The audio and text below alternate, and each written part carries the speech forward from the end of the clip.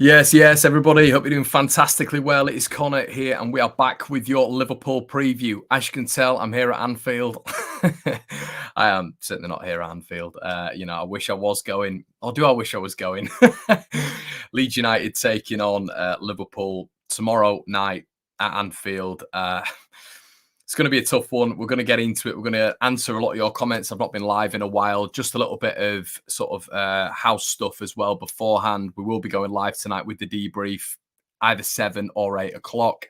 Not 100% sure yet, but I'll keep you guys in the loop. So stay tuned for that one. KG, myself, and Brownie going over everything Leeds United at the minute, which is it's full of interesting conversations, especially from the 4-2 loss to arch rivals Manchester United at the weekend. There's 95 of you in the building right now. Make sure you're cracking a like on the video. It means a whole lot.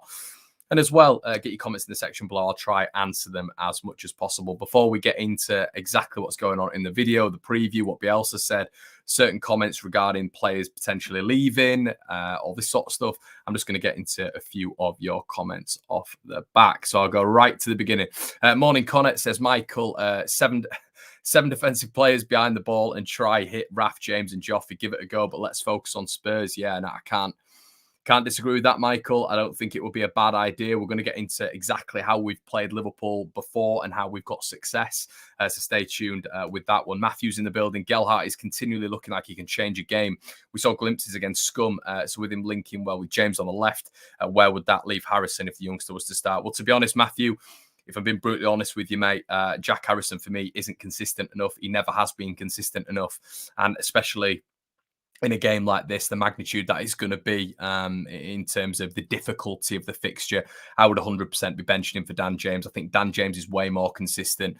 Raphinha, Starboy, simply has to start. And Gelhardt, the best striker in Premier League history, has come out, Alan Shearer, and essentially said to everybody on, I believe it was Match of the Day too, that Leeds fans should be seeing more of this guy. He's a top player. He's a top talent. So, don't know if the best striker in Premier League history is saying it, then you can sort of understand why we're all singing from the same hymn sheet there. And just his impact at the weekend as well, where for me he was absolutely brilliant. Joe Gelhardt. Everyone's talking about Raphinha. Gelhardt's hold up play.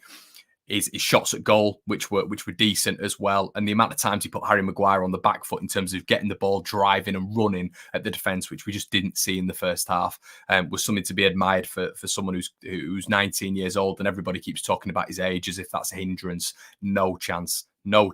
And that's why certain things, in my opinion, need to be called out.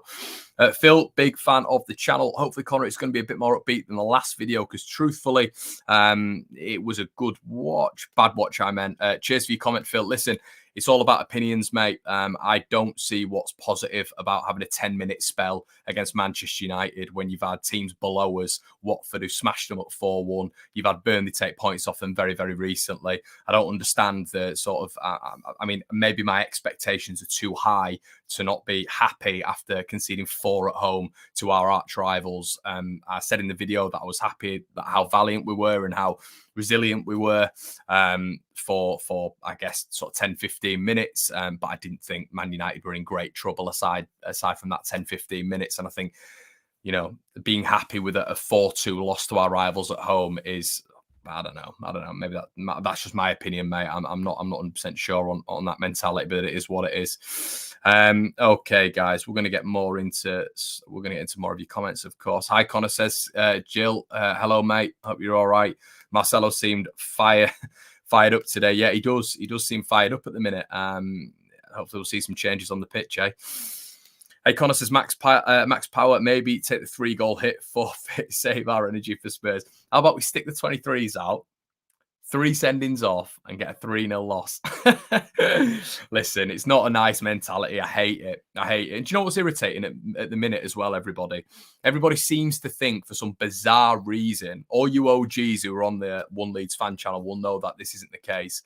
But people who are new subscribers, or people who have come and just seen the One Leeds Fan Channel for the first time, will think that it's always like this. It's always downbeat. It's always negative. That's a load of waffle. Go check last year and see how high we were after every single victory. You know, what we do is we turn around, we get smacked up, we were gutted. We get smacked up by the big clubs, but we thought every single time we're like, yeah, but look what we're doing. We're building. We've done unbelievably well this season. You know, my prediction was that we were going to finish 13th, a good 13th this season, picking up a few very, very important victories. And I was looking at this Man United game as well. I thought, wouldn't it be great to finish 13th, get a couple of scalps and all this sort of stuff. So people are coming on the channel and thinking that this, with what's going on this season, is how the channel's been in general. That is not the case at all. I heart you, please go back to some of the results we saw last season, the results against Leicester, the results against Man City, the results against Arsenal, Liverpool, Chelsea. Go and hark back last season and see the energy on this in this place. It was a whole different level. But unfortunately, guys, I also see this online as well. You're too happy when we win, but you're too sad when we lose. What mentality is that? What weird mentality is that? You're a football fan. You're a fanatical football fan. You're Leeds United fans. Of course, you're going to be over the moon when you've won, and you're going to be downbeat when you lose. You're not measured. Football fans aren't measured. You know, that's exactly what this is about. We're passionate people about our football club. So yeah, just some bizarre rhetorics you see from your own fan base as well. The content reflects the performances. Simple as Hannah. Listen, after the West Ham game, we're buzzing on here. The ideas stay the same. You know, you'll always note with me, the ideas stay the same. I still want to see Joe Gelhardt. Pascal Struijk is an elite centre-back. I still think Elan Meslier makes mistakes. Dan James, for me, is a better wide option than Jack Harrison. The mentality, the ideas still stay. They don't change. But if I'm happy because Leeds win, I'm sad when Leeds lose. That's a criticism. That's strange for me as a football fan. DBG in the building. Last year, we felt we had a chance in every game and it felt like it was a given to beat the lower teams. This year, it feels like we're at risk of conceding 5 at any time, regardless of the opponent. Yeah, big up to DBG. And I would agree. It's one of those things where at the minute, I'm going into every single game, and last season it was it was completely different. Obviously, the back end of last season we had an incredible spell where we shored up. We went. Bielsa became a little bit more pragmatic, in my opinion. There's a lot of people saying it wasn't two banks of form. We didn't go counter-attacking. I heart you to watch those games back. We 100% did. You know, I've actually taken time to watch some of those games back. Actually, over the past week, I've had the past week off. The game state is completely different. The way we approach a game is completely different. Leicester away is the classic example. Leicester away, the 3-1 victory is the classic example. And Leeds could be an incredible team on the counter-attack. And I think this is the problem now. It's the gung-ho approach when we're in a relegation battle. You'll see teams below us grinding out points. They're not better than us, everybody. Burnley are not better than us. Norwich are not better than us. Watford are not better than us. But that doesn't mean anything. That does not mean anything. If teams below us are able to grind out results, if teams below us are able to take some of the top teams to the wire and gain confidence from that going into the next fixture, that is a huge advantage for them. Getting peppered by Man City, getting peppered by Arsenal, getting peppered by Manchester United, these aren't confidence-building results for our boys. That's the whole rhetoric around this. So conceding this amount of goals every single game, you know, we're averaging 3 goals conceded every game. That is not good. That's also putting a hell of a lot of pressure on our forward players, a hell of a lot of pressure, because they essentially are needing to score 3 goals a game, if you're looking at the law of averages. So it needs to shore up at the back. It's difficult at the minute because we've not got arguably our best player in that pivot position. But still, for me, even if Phillips was there or thereabouts, we saw similar performances last season. You know, you forget it's a man-marking system. Phillips can only do what he can do. You can only do what he can do. Against Manchester United at the weekend, there were still threats from everywhere. Bruno will have been neutralised, but we saw Paul Pogba have a very good game. We saw Scott McTominay have a very good game, even though he should have been sent off about 4 times over. You know, it's not just on Calvin Phillips. There's a real notion at the minute that if Phillips was here, it'd be much better. You know, I do think it would be better in terms of him being able to man-mark his important player out of the game, and he'll, you know, it happens 70-30 because I believe in Phillips that much, but there's still other individual battles that Leeds are losing across the pitch. You know, there's a lot of people who come in here and say Adam Forshaw's been brilliant. Well, Forshaw really has been a direct replacement for Calvin Phillips, and I think Forshaw has been excellent. I don't think he's lost many one-on-one battles. I think at the weekend he did lose his first one-on-one battle. So if you substitute Forshaw for Calvin Phillips, really, and like for likes, it's not been that impactful. I think Forshaw's done a decent job, albeit his injury record over the past, you know, sort of 2 or 3 games. But I think Forshaw's come in and done a very, very good job for Calvin Phillips. It's other battles we're losing across the pitch. So, yeah, Anyway, guys, hi Connor. Serious question: do you think Bielsa has taken as far as he can? To be honest, I don't want to get into that. To be honest, Carlos, I really appreciate your comment. And I don't think it's productive. I did a video on this whole conversation last week, and you know, it was very, very topical at the time. Several articles had come out about Bielsa's replacements if it was to happen. My personal opinion, as I've said several times, is that Bielsa adapts. You know, that's it. I'm going to leave it at that. That is what I want Marcelo to do going into next season, adapt his mindset and hopefully bring in maybe a different plan to certain games. I'm not saying every single game. I'm just saying against some of the big boys, against some of the teams where you're going to get absolutely picked off, have a different game plan. And the normal rebuttal to that is, well, he's got us this far. That doesn't make sense. That doesn't make sense as a rebuttal, because he got us that far in the championship. He's done brilliantly this last season, of course he has, but we're trying to move forward and it's not working now. And there's a lot of people saying, well, it's injuries. But why is it injuries then? Why do we have 4.2, 4.3 injuries out per game?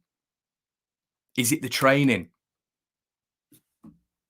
You know, is it the training? Is it the murder ball 3 times a week? You know, so you can talk about injuries, but why are there injuries? Yeah. So there has to be a solution to this problem, and there hasn't been a solution in 4 years. So what I'm trying to say, mate, is there needs to be a little bit of adaptation for me. Otherwise, next season, Leeds United are in trouble again.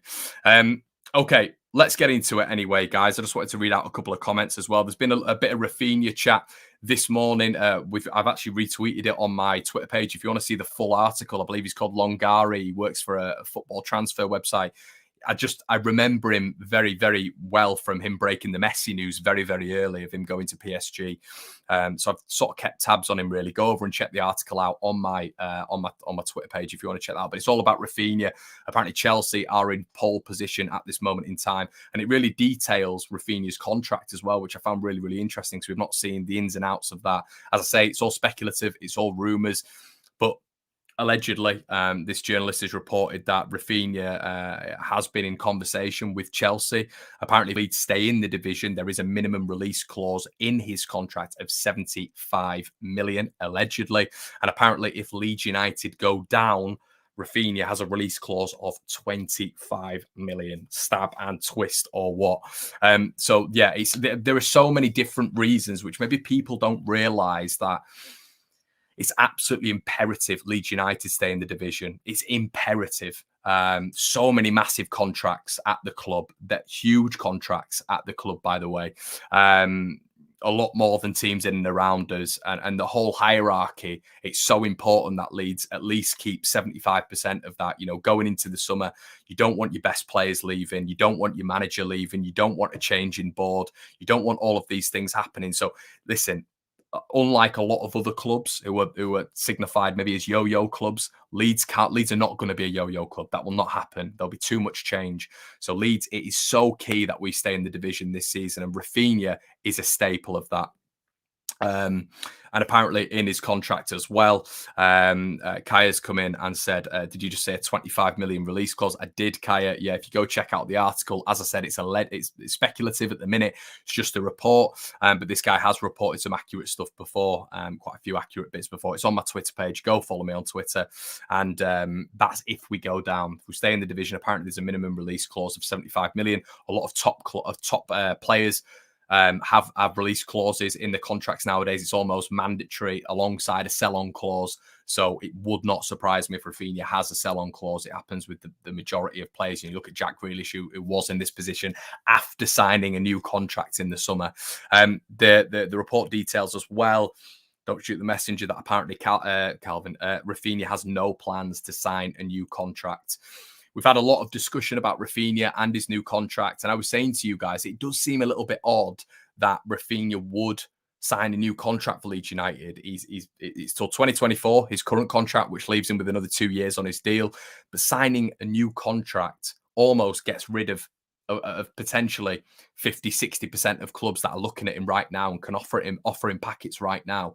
You know, you may have a club who come in and offer him a big wage packet but don't want to shell out too much on the transfer fee.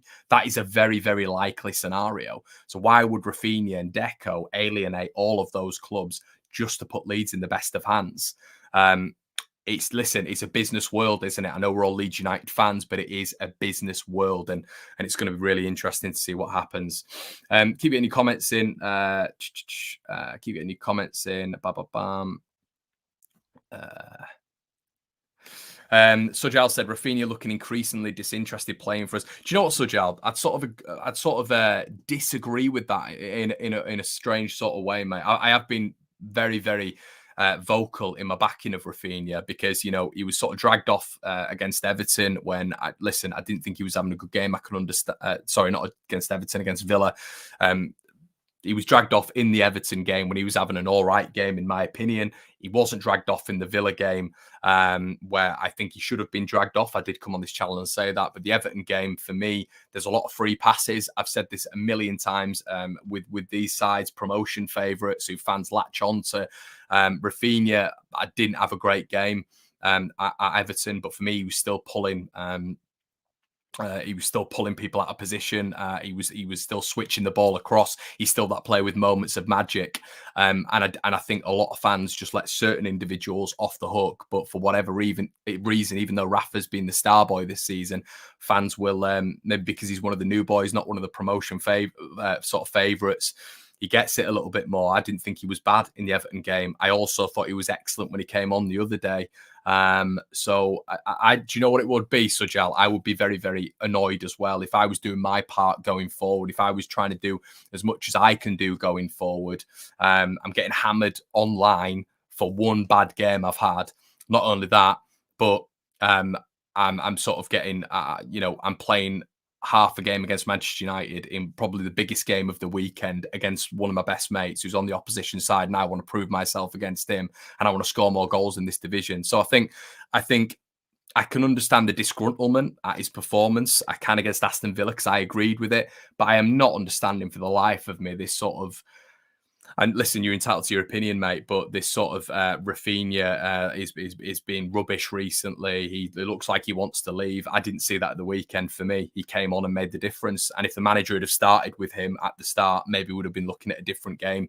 Maybe would have been looking at a different game because I'm telling you what, attacking in that game for me wasn't that great, was it, until he came on. But yeah, opinions, mate, opinions. Okay. Forest, Harrison bang average, but marginally better than a disinterested Raphinha. Not agreeing with that, mate, at all. Not agreeing with that. I think Jack's had. Listen, it's opinions in it. I always say it on this channel. That's why I read all your comments out that I don't agree with, because it's a forum. How is this recent form? Because Jack's got a hat trick against West Ham, and for me, anything else than that, he had a good game against Crewe, didn't he? Not seeing anything else. I just don't understand it sometimes. Listen, I'm always up for Jack Harrison proving me wrong. I am.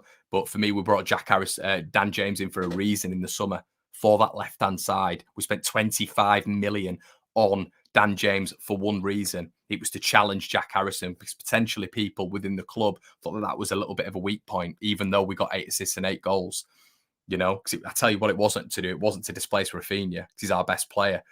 But aside from the West Ham game, I don't know what I'm looking at with Jack Harrison. Raphinha's been unbelievable all season. Don't think he was bad last game. I certainly don't think he was bad in the Manchester United game. He had more impact in 45 minutes than Jack Harrison did in 90. So this is what I'm talking about. I don't get it. Maybe I'm watching different games. I really am. Jack's in the building. I'm here, mate. I'm going to start from the beginning, no doubt. I said it's bang on. Hey, listen, it's up for perception, isn't it? Okay, anyway, what else did we learn from the press conference anyway, everybody? Robin Koch is going to be out of this one. Good luck, Robin. I hope you get better. The protocol didn't sit well with me at the weekend. I turned around to my buddy in Manchester and I said, I'm not happy with him coming back on. He looked dazed and confused when he came back on.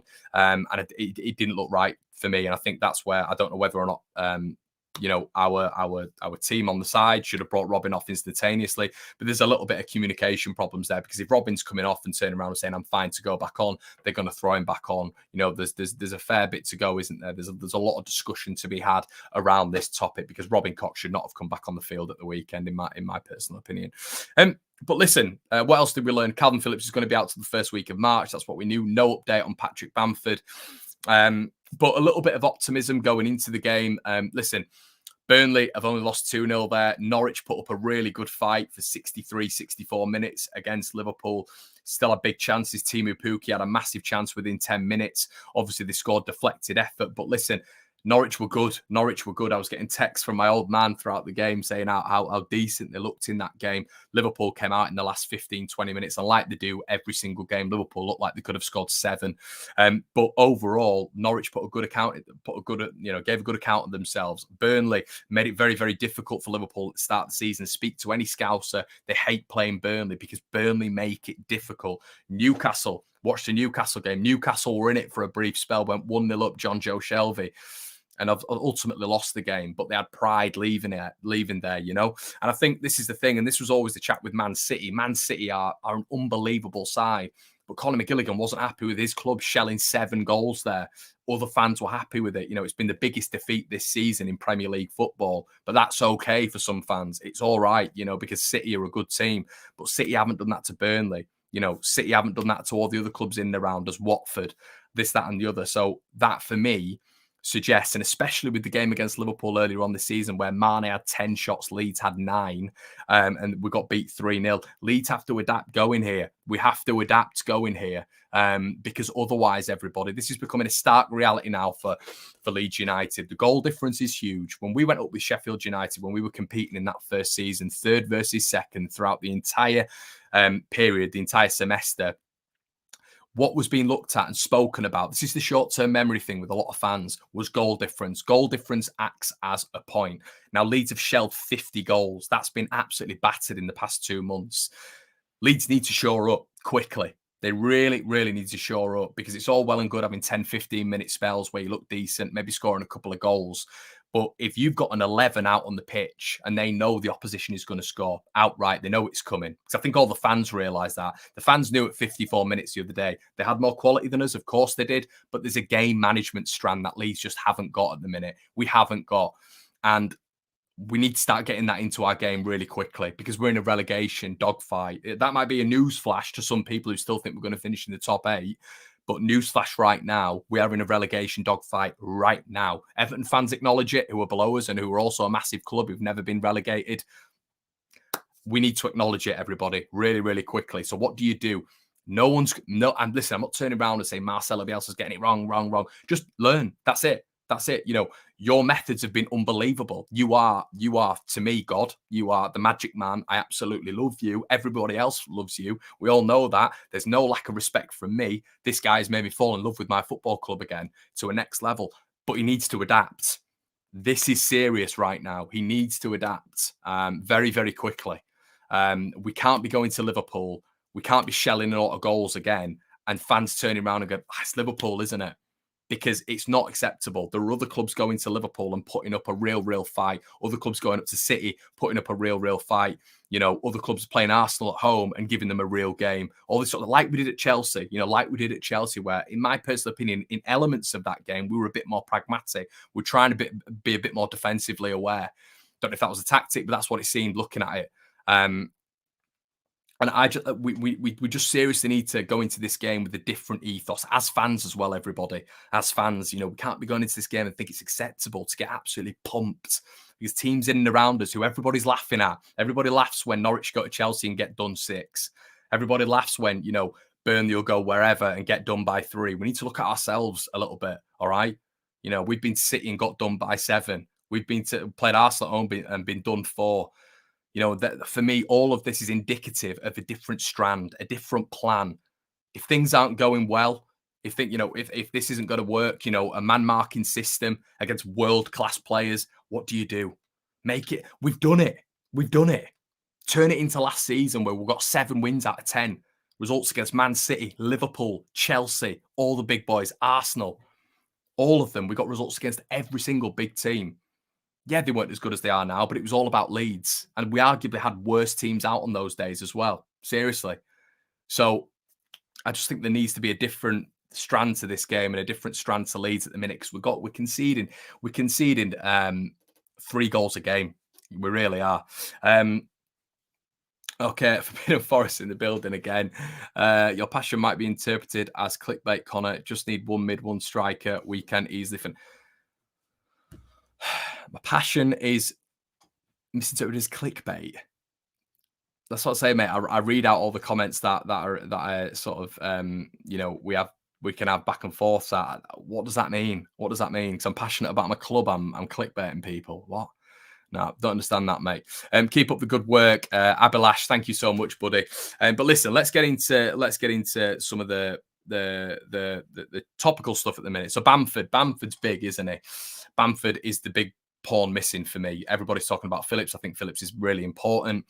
Cooper, we're going to get onto Cooper chat in just a second, but Bamford is massive at the minute. He's really, really big in terms of that focal point up front. So what did we see at the weekend? Well, we saw in the second half a young man called Joe Gelhardt come on and the ball stick to him, in being able to wrestle. That Wayne Rooney type physicality that is the ball's able to come into him. He's able to hold centre backs off and drag other players into the game. That's what we can all see with Joe Gelhardt, a really, really talented youngster, 19 years of age. Mentioned several times before that people call out his age. Tino Livramento, Southampton's Player of the Year, 19. Jacob Ramsey, arguably going to be Villa's Player of the Year, 20 years old, scored against Leeds. What on earth are we doing not starting this guy? This guy, for me, is a revelation. And you start him with a world-class talent in Raphinha. It's a blueprint for success.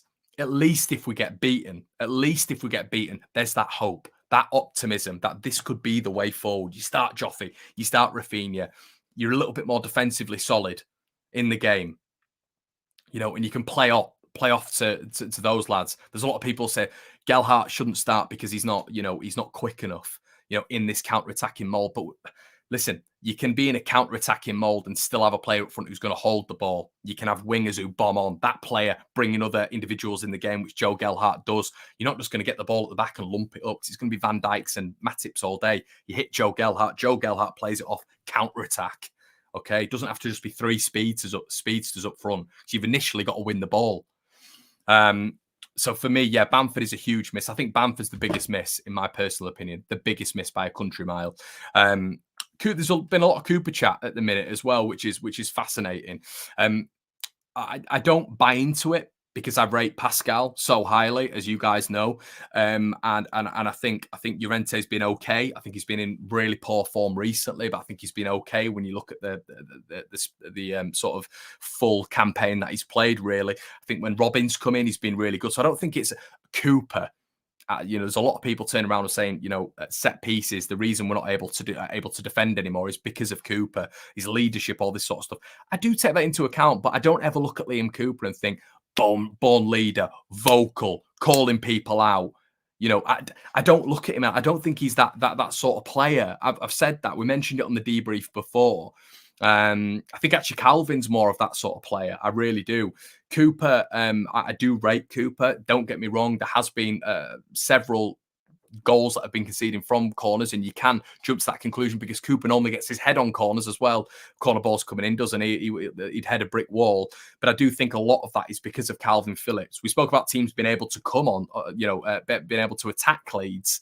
I don't think that Calvin Phillips role is. I think it's impactful because he'd be man marking somebody else, but you're still going to get other players streaming onto us.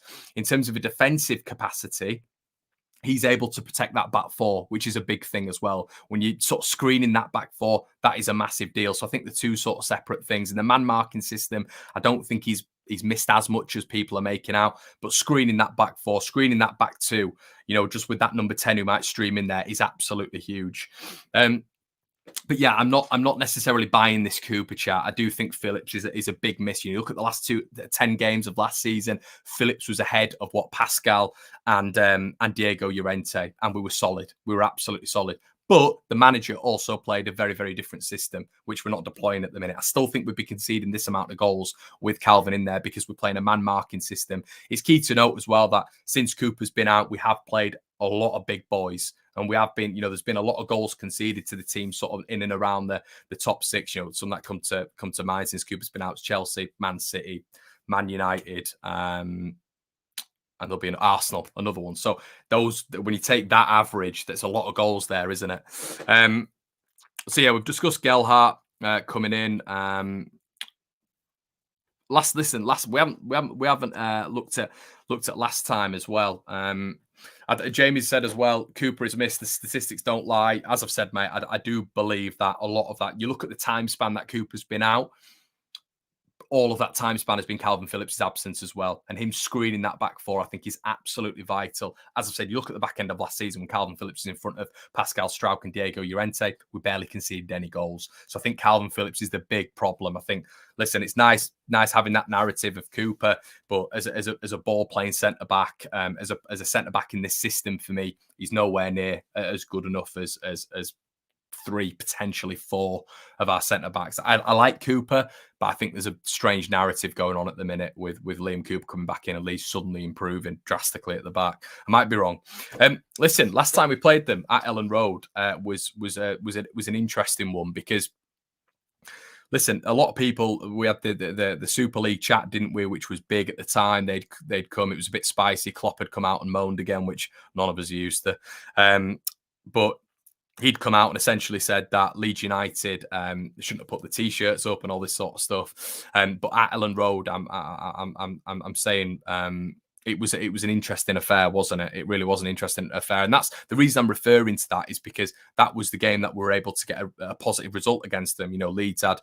I think we had about 8 shots. They had 12. But Leeds were able to, there was a lot of passing. There was a lot of control as well. And I felt that we did respect Liverpool's threats in that game. And that was when we were being a little bit more pragmatic. Bielsa was being a little bit more pragmatic. We were looking at the counter-attacks more. But you have to be aware that Salah was out, and the back two wasn't Matip or Van Dijk or even Kanate. It was a completely different one. I think it was Kabak and Fabinho, and I think Jota was playing one of his first games. So that needs to be taken into consideration. But we did well against them. We did really, really well against them. Whether or not that was just a shock for Liverpool and they didn't have the right personnel in is a different conversation. But at the start of the season, from that performance where it was a little bit more steady Eddie, it seemed a little bit more zonal as well. They were drawn into the chaos as well.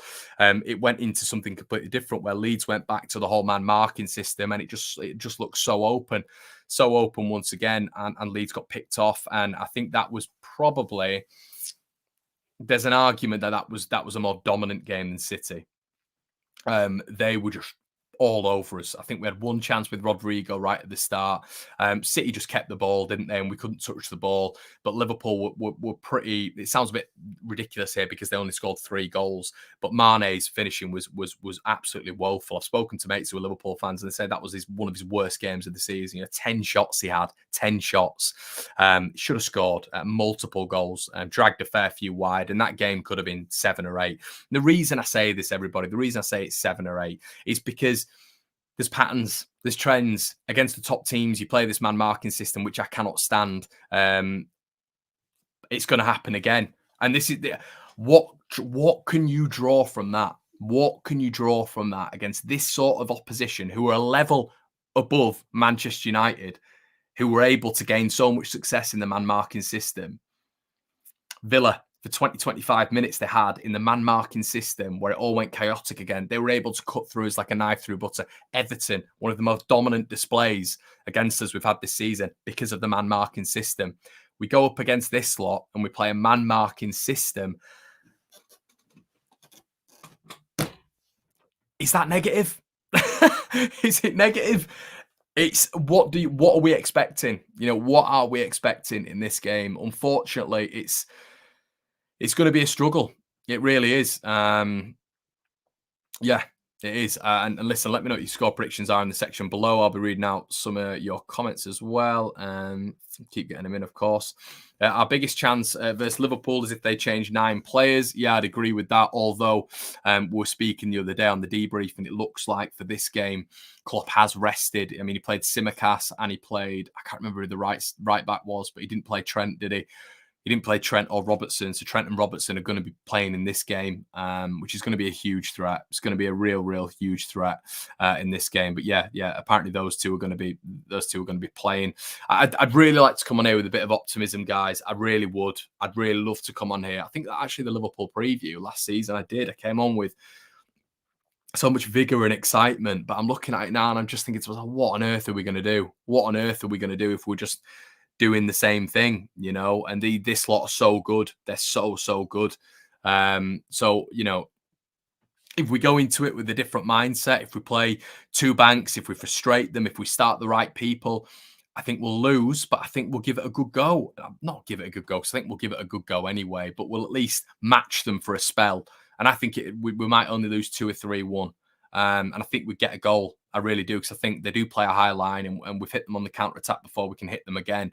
I just think this man marking system at the minute, with the amount of injuries we've got, with the form we're in, with so many mistakes at the back at the minute, with Ilan Meslier, who's had a really poor game against Manchester United. I'm really worried about this one. This one worries me more than City, which, you know, if we spoke about it on the debrief, City passed us to death. They were exceptional, of course they were. But this one in the back of my head, after that 3-0, which should have been, I mean, that should have been a cricket score.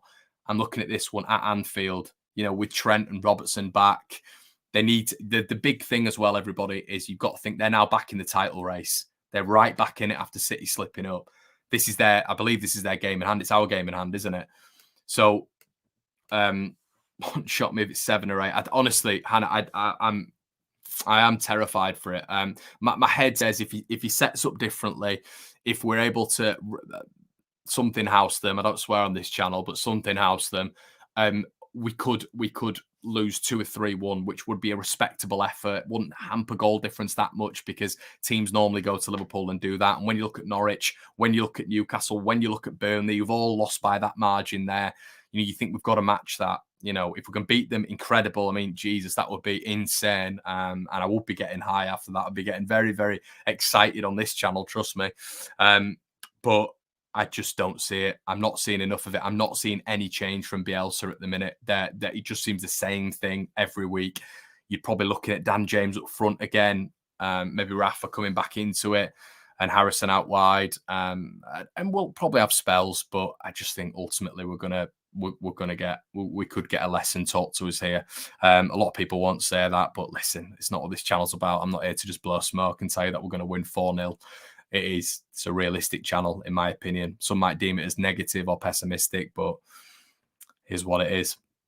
Here's what it is. As Luke said here, 10 at the back. 10 at the back, part of the bus, save the... Listen, and that's a positive to end it on as well. I think we'll get something against Spurs. I think we'll get something. I think we'll get a result. Yeah. So that is, for me, that a man marking system against Spurs. You saw the beneficiaries of it. You know, you saw the benefit. We still gave up too many chances, which is why I can't stand it. But this is what I'm talking about plan A's and plan B's against certain teams. But against Spurs, we matched them for large periods. And I think it's the intensity of that system against the Spurs side, who, you know, for a lot of time under Conte and previous managers have been quite lethargic in getting up for certain games, in my personal opinion. They've lost to a lot of teams in and around us.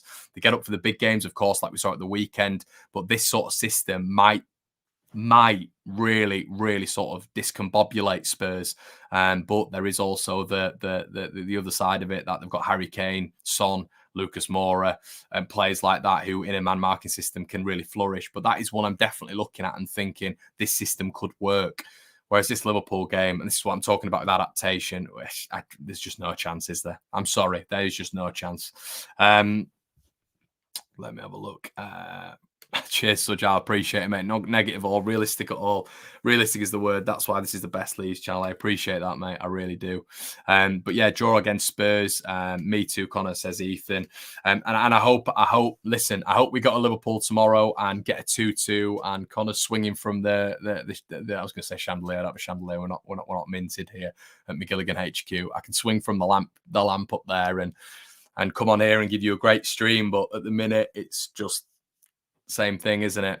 Not the right players being selected. Bad, bad individual performances in terms of making mistakes as well and setting your own standards. And of course, a bad system at the minute for me, going up against this sort of team. Would you play Pascal or Forshaw as CDM? It's got to be Forshaw for me, mate. 100% it's Forshaw.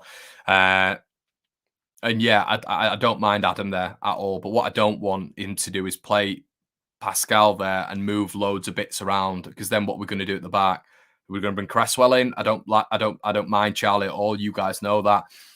But Pascal's a centre back. He's an elite centre back. And I'm so sick of him being dragged around. It really narked me off at the weekend when he started sticking him in central defensive midfield. And for me, it all changed on that as well. We started becoming way more open after that whole decision where it just needed to be like for like. Firpo on for Cock, Dallas into centre midfield, you know, but 4 players had to move around. And well, I want my best players as much as we can in the best positions that they can play. So, guys, I'm going to leave it at that. Listen, I hope you enjoyed it. It's been a long one, a bit of a longer one than I expected. We're going to be back tonight with the debrief where we're going to be chatting Man United. We're going to be chatting Liverpool, Raphinha, transfers, you know, what on earth's going on at the minute and all this sort of stuff. We're going to be going into the nooks and crannies of it. Make sure you stick around for that. It'll be either 7 or 8 o'clock tonight. So make sure you set your alarm. It's going to be a big one tonight. We've got a lot to discuss, a lot of debate, a lot of heated debate like it normally is. Make sure you check it out, guys. Have a good one, and I will see you tonight. Cheers.